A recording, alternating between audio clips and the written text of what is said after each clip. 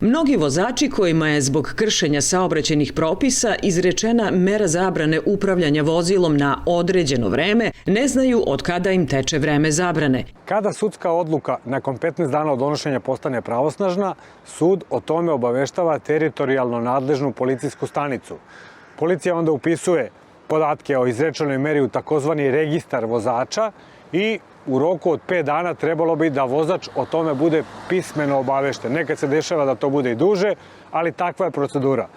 To znači sve dok ne dobijete od MUP-a napismeno kad vaša zabrana počinje i kad se završava, do tad slobodno možete da vozite. Odlaganje ove zaštitne mere možete tražiti samo ako za to postoje opravdani razlozi, iako zabrana koja vam je izrečena nije duža od 6 meseci. Zabrana upravljanja vozilom može biti odložena za najviše 30 dana od dana kada je saopštena okrivljenom,